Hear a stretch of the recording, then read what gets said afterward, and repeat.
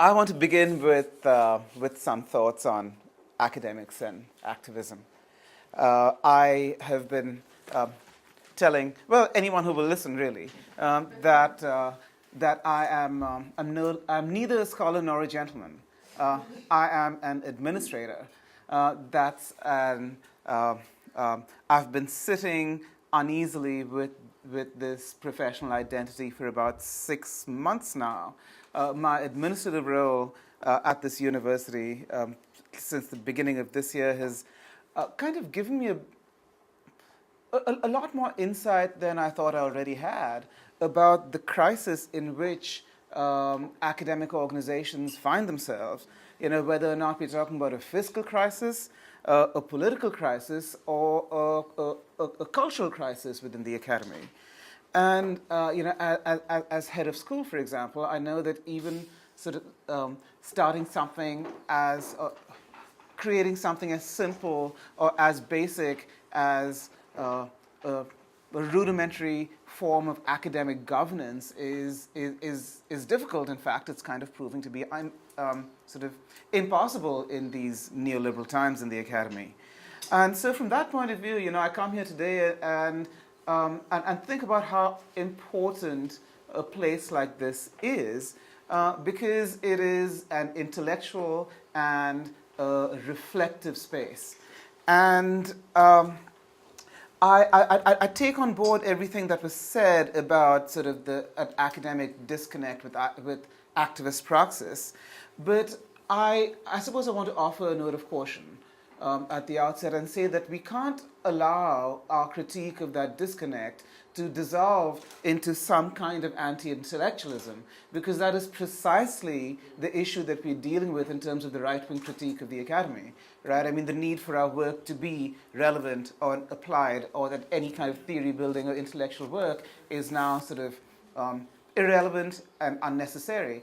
And this critique, by the way, is going to be sharpened even more if the Minister of Education has his way after the election and attaches university funding to employment outcomes for undergraduate students, which is still on the cards. It's not talked about that much, but apparently it's still there. So all of this, I suppose, sort of gives me a bit of cause to think and, you know, sort of examine shifts in my own sort of academic administrative practices as a result. And I suppose one suggestion that I would have for this group is, rather than rely on sort of tropes of privilege, if you will, rather than rely on the idea that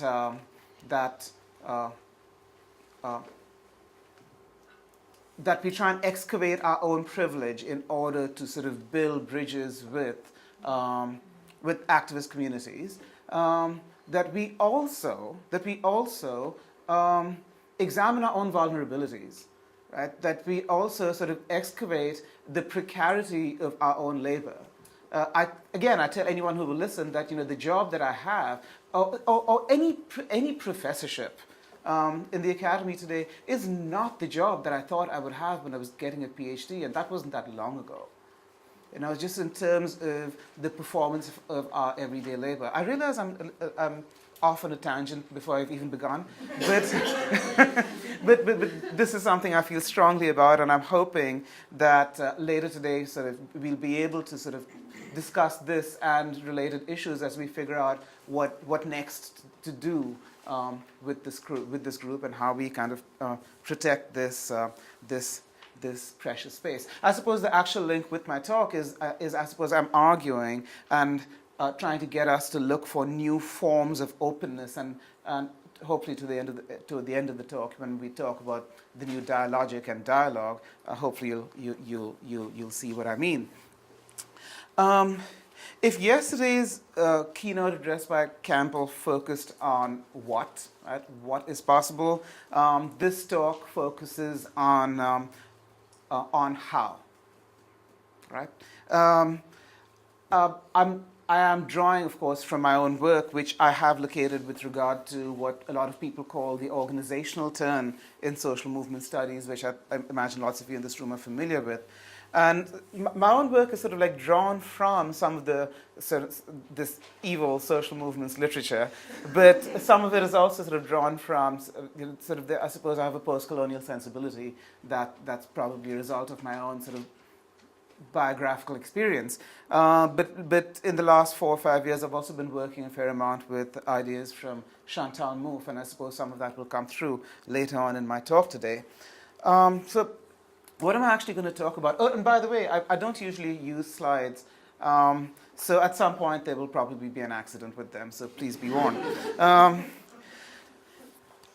So while many scholars and commentators locate this surge in contemporary global justice activism to the Battle of Seattle at the turn of the millennium, it's clear that what we call activism today sort of has changed a lot since then. It continues to register and morph and expand in very consequential ways. So if you take what people have called the Arab Spring, optimistically, if you take movements like Occupy, or if you take the protest at Taksim Gezi Park last year, these activities aren't seen just as a continuation of events at the turn of the millennium. They are said by scholars to represent a new generation of contemporary protests that embody collective action that is fueled by a more diverse yet intensive kind of social networking that is simultaneously and substantively more diffuse but also still focused issue engagement and more provisional but still durable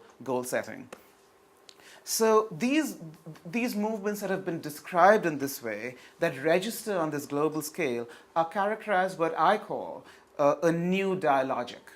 And I define this new dialogic as a technologically enabled emphasis upon connectivity, horizontal coordination, and consensus that supposedly drives activist organizing. So what I want to do in my talk today is ask some critical questions about how did we get to this new dialogic? What is it? What are its implications? How much of contemporary activist praxis does it actually explain? And I'd like to unpack it and critique this by means of work that I've done in Aotearoa over the last close to a decade now. So what I will do first is talk about the new dialogic and contextualize it with some work that's been done in social movement studies, drawing particularly on Manuel Castells, I think. And then I'll look specifically at relationships between what one might call virtual and organic kinds of activism. And here I'll use Occupy as a bit of a case study. And I will conclude by outlining what I see as meaningful and agonistic kinds of dialogic openness. So that's the game plan. Let's see how we go. What is the new dialogic? If you follow Castell's work, the backdrop of this dialogic is what he would call network society and informational capitalism, which he expounded back in 1996 in what I like to call his Max Weber moment, right? I mean that trilogy of 3 books on the network society. And what he calls network society, he calls it the social structure that results from the interaction between social organizing, change, and a technological paradigm. And this is this perspective is pretty consistent throughout his work. And he says that at the source of the network society was what he frames inexplicably still as an accidental coincidence in the 1970s of 3 independent processes and whose interaction constituted a new technological paradigm, which is informationalism, and the new social structure, which is the network society, which are now sort of inseparably intertwined.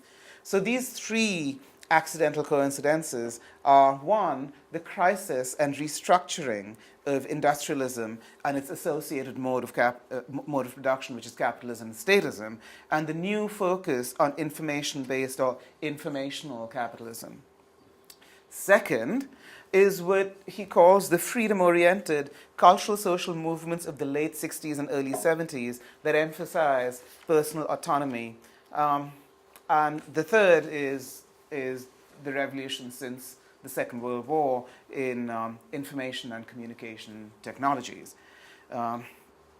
So this rendition of network society, I could be a lot more critical of it than I'm going to be, but I'll hedge for now because I want to get to other stuff. But this rendition of network society is characterized by what one might call a desire for connection. That's its logic. And that's why I'm calling it the new dialogic. Right? So there are many aspects of networking logic, but it's, as I said, it's essentially sort of the desire to move, the desire to be connected. So I guess in sum, in sort of a Castellian universe, if you will, there's this paradox relationship between activism and informational capitalism. That is, all critique of capital is imminent to capitalism. It's produced by it. Okay, and so that's something that I want to look at a little more critically down the line. So several scholars have looked at networking logics as they're embedded in contemporary forms of activism. I'm going to draw from them as I flesh out what I think are their implications. So the word networking is bandied about a lot. So a good starting point really is what is, I'm already one slide behind, is what is meant by networking. So there we go. Networking logic, if you look at this long definition by Jeff Juris, who, by the way, was a student of Castell's,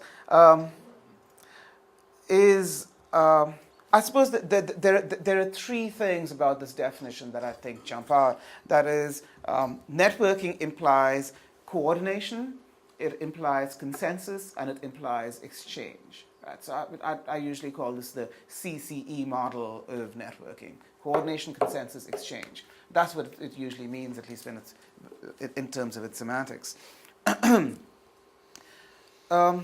So people who work in social movement studies with this new dialogic understand three consequences as being particularly significant because of this networking logic.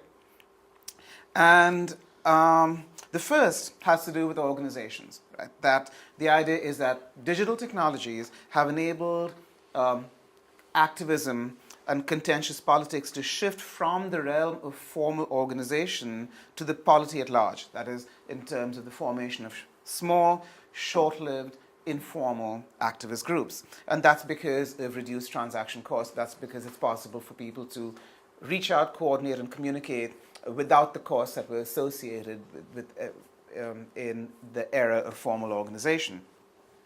And this, in turn, is argued strengthens the agency of individual activists. A second consequence, a second implication, if you will, of this new dialogic is that has to do with what one calls thin ties that facilitate connective action. And by this, what's meant is that technology enables loose and flexible connections between people and issues. This in turn allows flexibility, decentralization, a loose association with causes, what I think Sue called mindless activism yesterday afternoon. So the focus, again, is on what people like Lance Bennett have called connective action, that is organizationless action, which is distinct from organizationally driven collective action. And the third issue has to do with the complexity of framing in terms of how movement issues themselves are framed and communicated. One, frame ambiguity and polysemy is much more complex. So people like Chesters and Ian Welch, for example, have argued that contemporary global movements are successful because their global frames, the way that global frames and slogans are so broad and so ambiguous that they're easily personalizable, right, so to a diverse range of individuals. So in the words of movement frame analysis, frame alignment is easier locally when global frames are more ambiguous and polysemous. So individuals with vastly different political ideologies can get involved in the same movement because the central frame or goal of the movement is itself vague and politically unspecified, like no war in Iraq. Okay? So making that easier for individuals to identify with and participate in the movement. As some scholars have pointed out, these ambiguous frames move much faster in a digital environment than frames that are politically specified. Okay, and another sort of spin-off of this new dialogic is what you might call frame multiplicity. So an earlier generation of movements had master frames, right, that were set by major social movement organizations. So for example, civil rights has been a historic master frame for LGBTQ movements globally. However, highly mobile or technologically infused movements don't resemble this kind of master frame structure. Rather, they are characterized more by sort of chaotic, multiple, and overlapping frames that are not necessarily particularly durable. So anyway, I've covered a lot of terrain in about 5 minutes. So rather than belabor this point, maybe you folks might have some questions about them. Let me turn to making some of these assumptions about connectivity, networking, and framing more complex and compare them with what some activist organizing practices might actually look like in Aotearoa. So I'm going to draw from the very first study of activists that I did after I moved here in 2005. And this was sort of a fairly traditional study, but which has actually also had some profound consequences for me personally. And in the sense that I went around the country sort of talking to activists in, I think, about 60, 70 different people in a range of activist groups. And I can count about 15 or 20 of them now as good friends of mine. And there's some really interesting work that's been done in communication studies about how, really, if you want to do engaged research, then friendship should be your mode of engagement, with the people that you interview in terms of the initiation of an ongoing relationship rather than a one-hour conversation that you enter and exit and then transcribe. Right. So for me, the value of this method was realized sort of post hoc, just in terms of folks that I've made active connections with that are still and who I still engage with. So as I said, there were a broad range of organizations that I sort of traipsed around the country talking to people about. And all of these sort of worked on global social justice in one way or the other. And like the rest of the movement in terms of what people have talked about, it's highly segmented, right? So there are peace activists, environmental activists, anti-capitalists, feminists, animal rights, socialists, anarchists, etc., that spans the gamut of restorative, reformative, and revolutionary approaches to social change. So one question that I was particularly interested in was how folks who were organizing actually described why they were connecting with other people. And there were, of course, I did find this, some aspects of the CCE model of networking in this everyday activist discourse. So just in terms of folks using the word networking, saying networking is the big thing, recruiting and getting new people involved, and so on and so forth. But it was also used in a more interesting sense. If you look at the second quote that actually, when I was reviewing some of my notes from the study, I pulled this out because it's really interesting in the context of the emergence of MANA. Right, that there were activists who were back 2005, 2007 who were saying that, well, is the left too fluid, too networky to actually be a coherent party? And I think that there's some intriguing, I think, conclusions that could be drawn about what MANA is today and its place with regards to what you might call this networking logic. Okay, so in short, networking was a normative rhetoric that guided activist practice along the lines of horizontal coordination, consensus, and the free and equal exchange of information. But more importantly, there was some spatial and temporal dimensions of activist discourse that were pivotal to activist practice that were not captured by what you might call sort of dominant notions of networking. So here's one example: proximity. Proximity, in terms of activist organizing, it is an important local feature.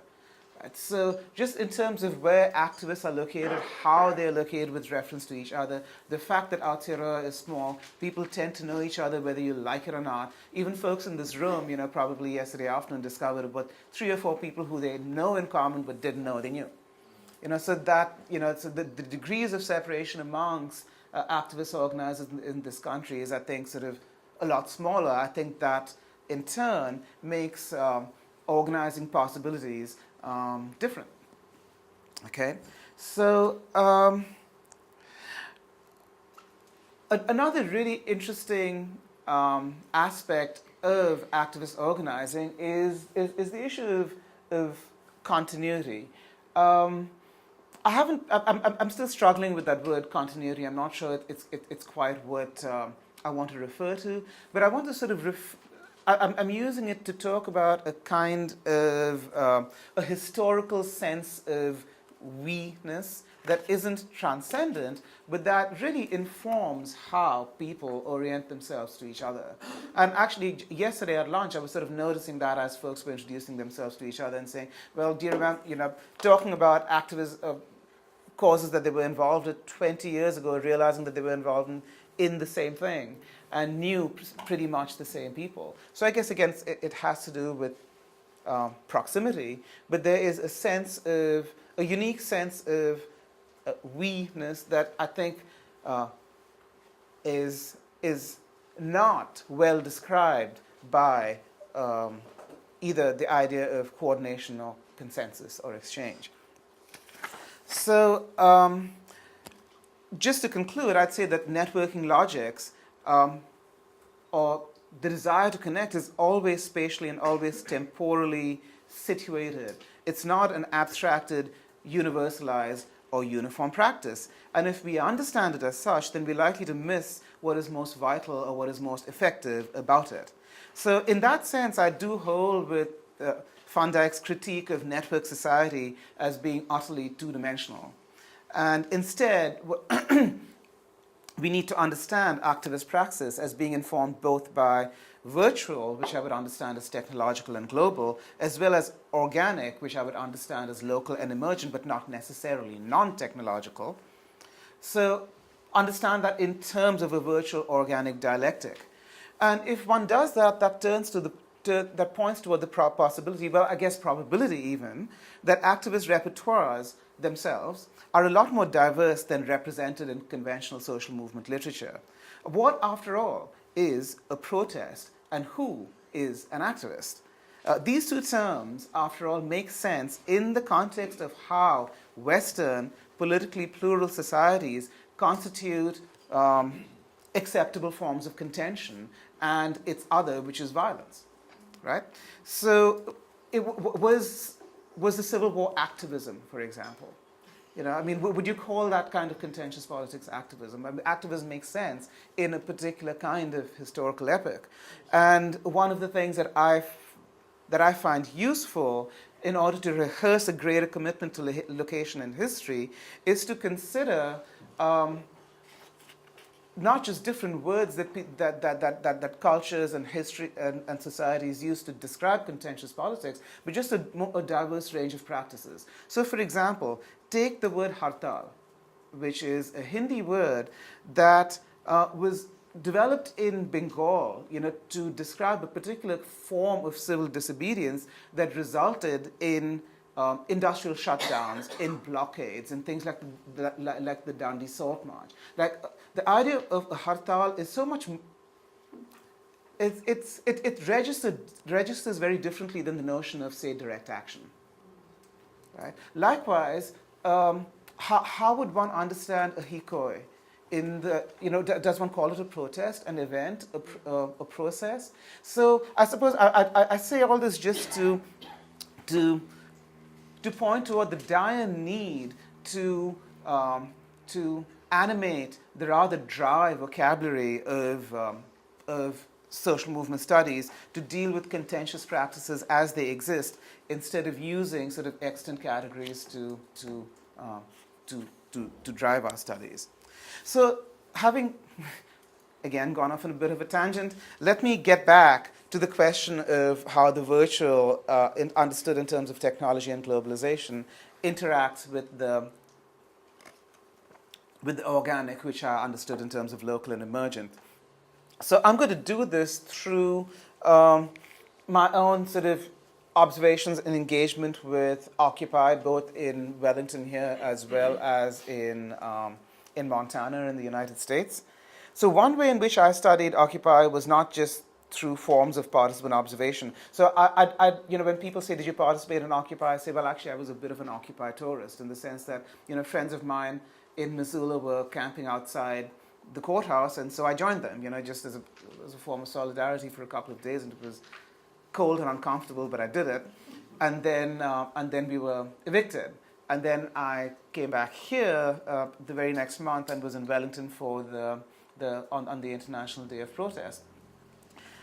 So one of the things that I did was take a lot of photographs. In addition to talking with people around me, I took a lot of photographs of signs, because to me the signs were really intriguing in Occupy, because they were not just simplifications or condensations of political expressions, but they were also gave me a sense of what issues people were actually trying to bring to the table at that time in late 2011.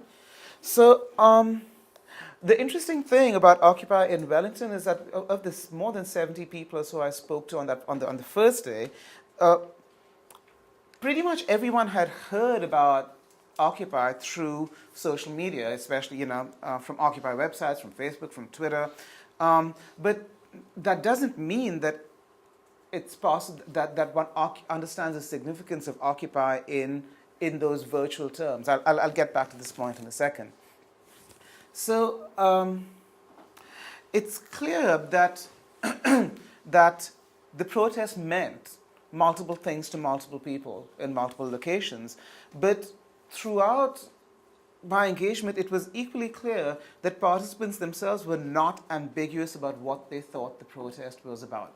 Right? That is to say that you may have big, broad, ambiguous frames for protest, but there are specific causes and issues that people are bringing to the table. That is, the polysemy is not on the part of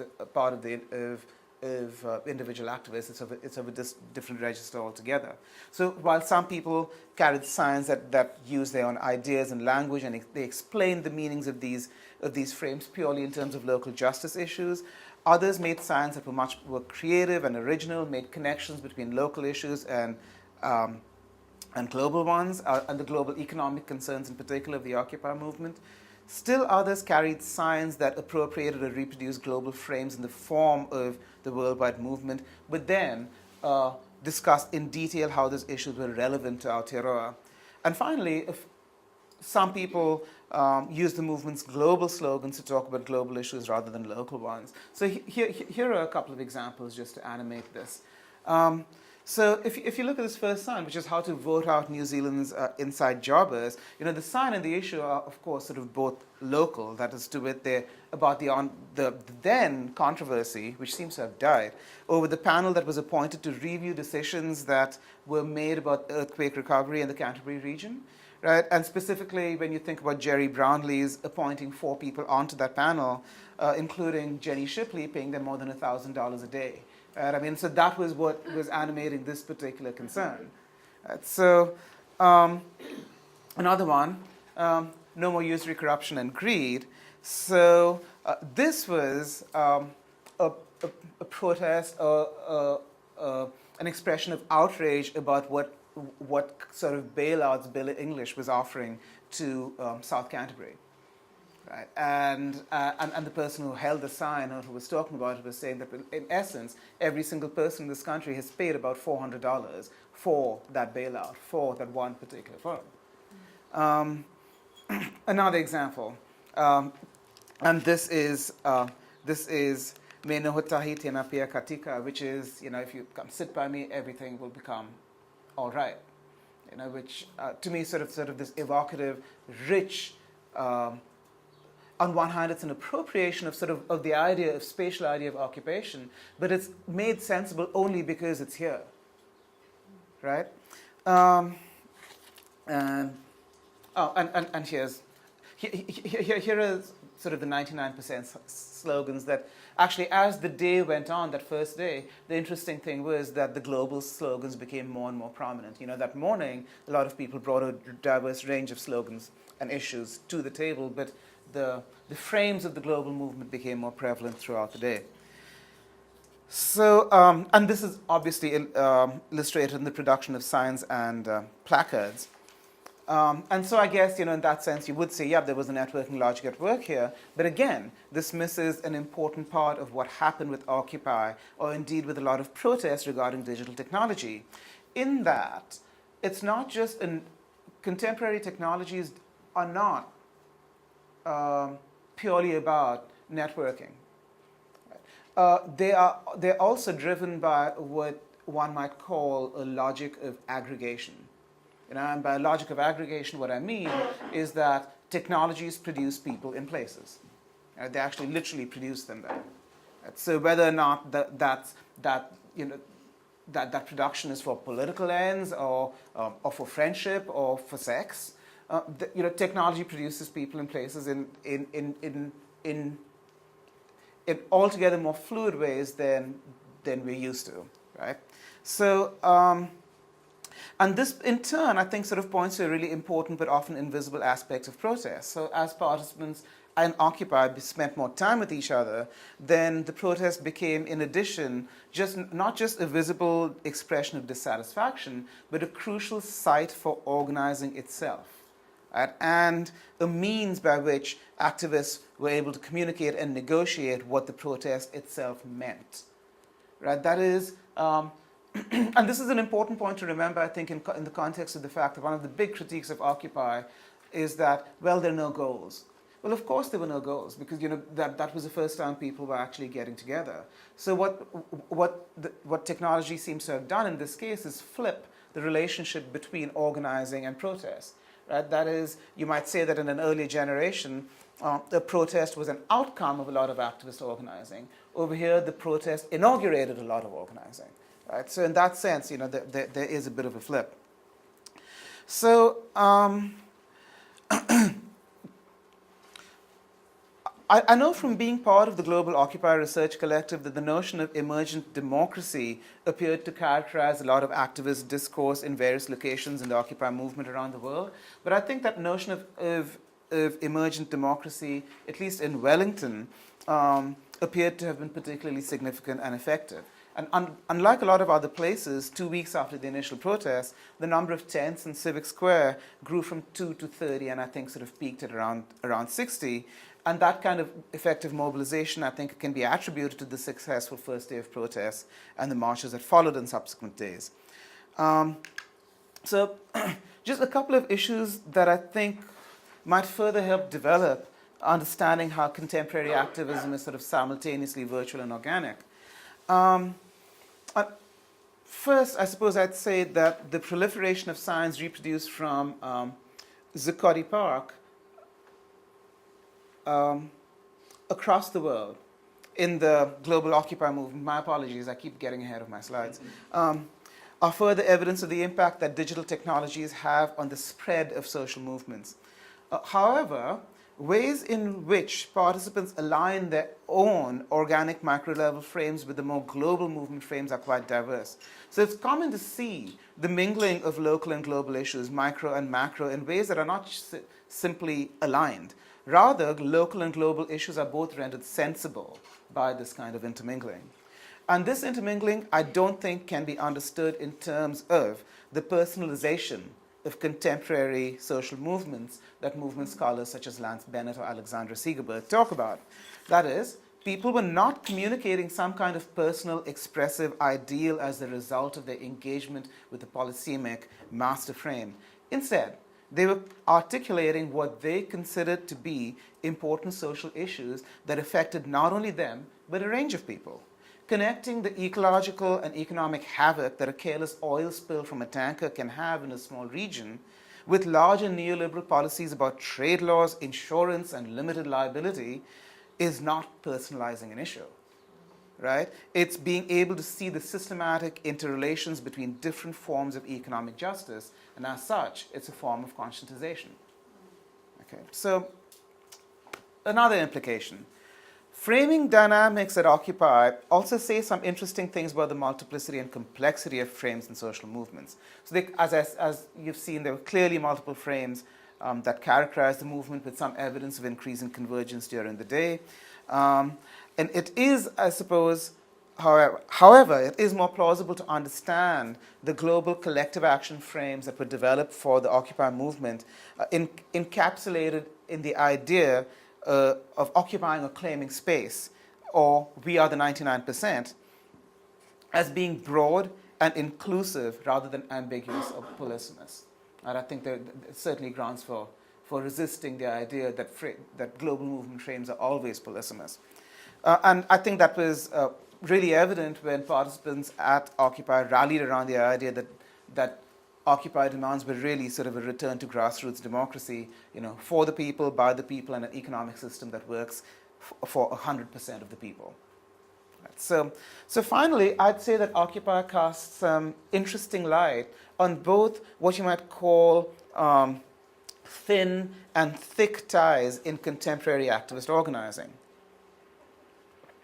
So the degree of participant involvement in the Occupy movement via social media certainly indicates both interest in and engagement with issues involving social justice.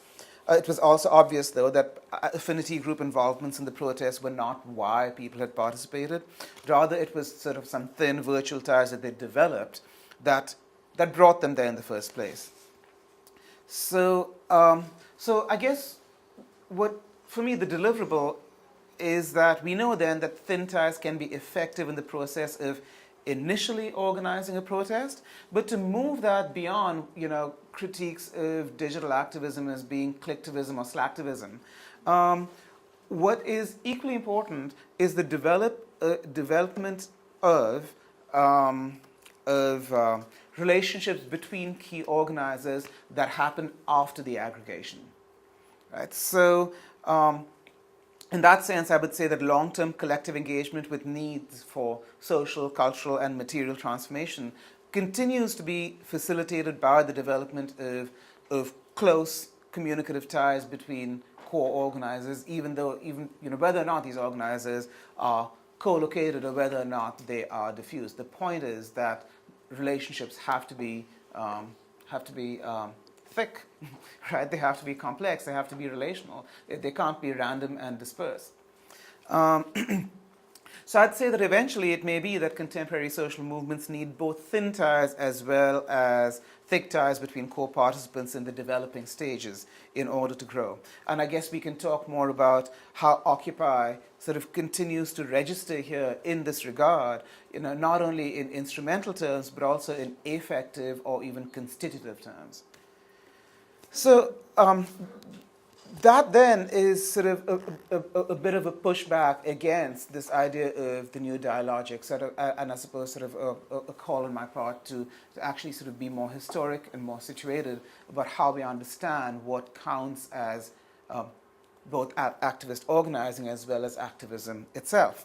So I want now to reflect on the idea that if considering activist communication in terms of the new dialogic emphasizes a specific networking logic of connectivity on the one hand, but on the other, if activist communication is altogether more complex and relational on the other, how do we consider dialogue more broadly in the context of activism?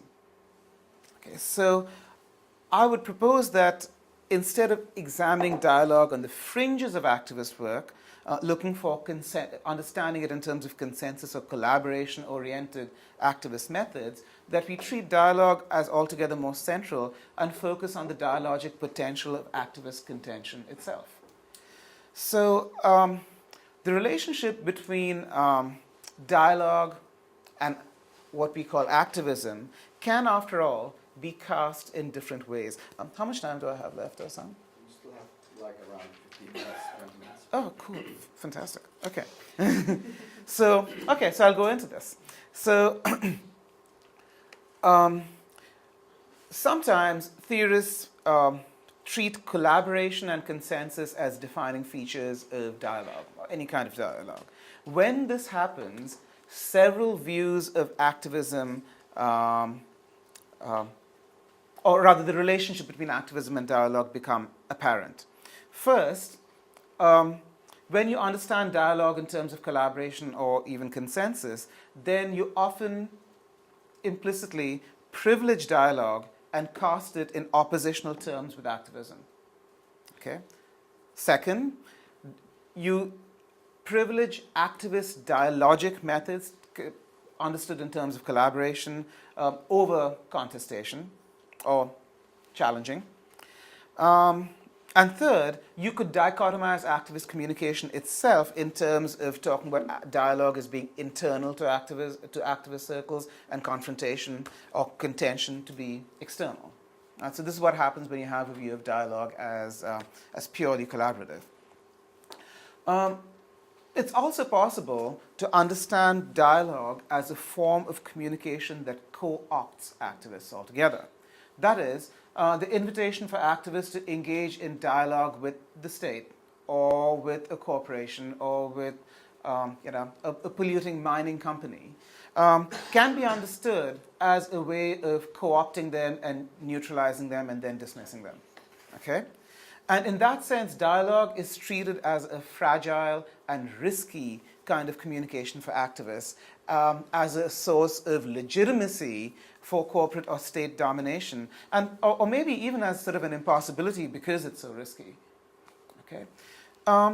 A third point of view in dialogue, however, is agonistic, and this is, I guess, theoretically where I draw a lot from Moof's work on agonism. But without being especially theoretical about it, what I suffice to say that when you treat dialogue itself as agonistic and multivocal, then dialogue and contention can either be understood as distinct forms that are diachronically intertwined, or you could understand contention itself, including protests and other seemingly asymmetrical or persuasive communication practices. You can understand that itself as dialogic. Okay?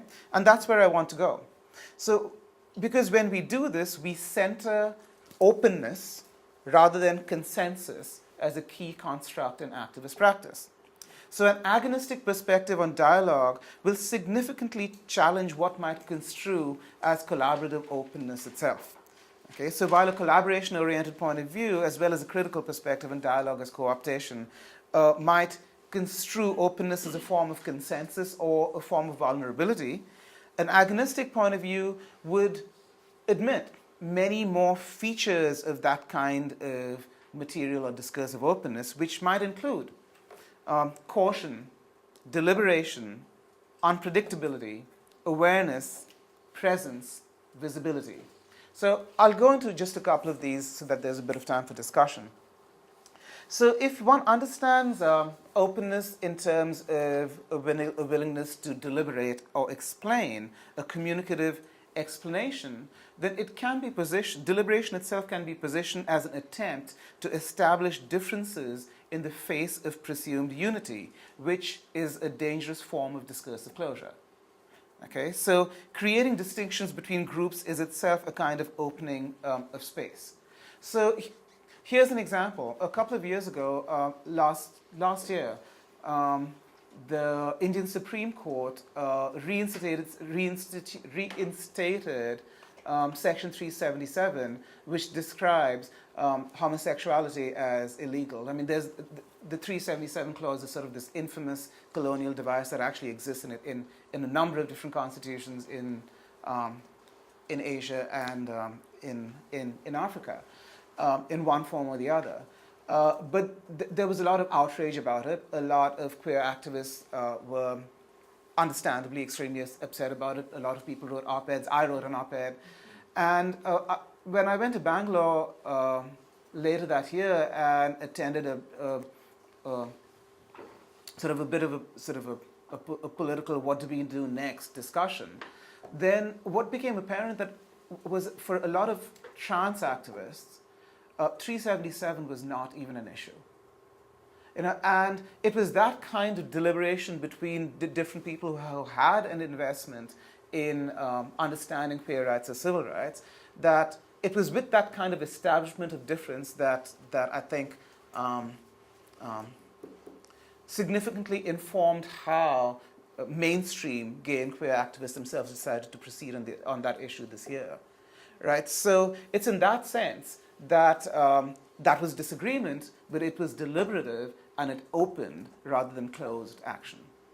Okay, so a second kind of openness that I'd like to outline is, I guess, what I would call pragmatic caution in practice.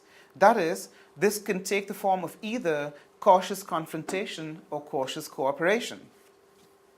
Okay, and this, I guess, sort of pragmatic caution is important because it might prevent co-optation or rigid kinds of antagonism, and maybe then ultimate marginalization. Right? In other words, alternating contestation with attempts at collaboration can actually be really useful for activists. Okay, so a third kind of openness I would call sort of openness as unpredictability.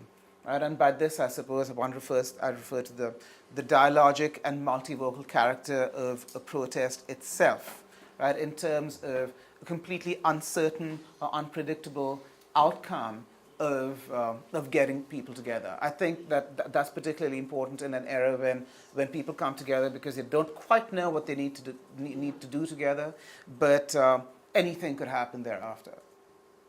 Right? So, and finally, I want to understand openness just in terms of awareness and visibility of issues themselves. You know, in that sense, the very existence of several social movements, regardless of their reformative or revolutionary orientation, helps create cultural discourses and hopefully eventually a counter-narrative about the inevitability of such things as, say, financial austerity. You know, so for example, one movement that I've worked a little with is the transition town movement, which is, you know, which started in Ireland in 2006, and there are several transition town centres in Aotearoa. And one of the things that I find especially intriguing about transition towns is, even though it's largely reformative in its orientation, the fact that it flips financial discourse is, I think, pretty profound. You know, so the fact that it understands environmental resources as finite and financial resources as infinite, I think, is a pretty significant discursive shift. And in terms of the possibility that it might create some kind of discursive or material opening, I think is something that we could possibly hold out for. So I suppose I'll sort of bring things to a close here. I've covered quite a lot of ground. I'll simply close by saying that openness can be engendered, I think, as much through debate, discussion, struggle, contention as it can through narrow forms of collaboration. And as academics, one of the things that I'm committed to is to continue to work to understand the kind of radical openness that activist organizing continues to potentialize. That's it. Thank you.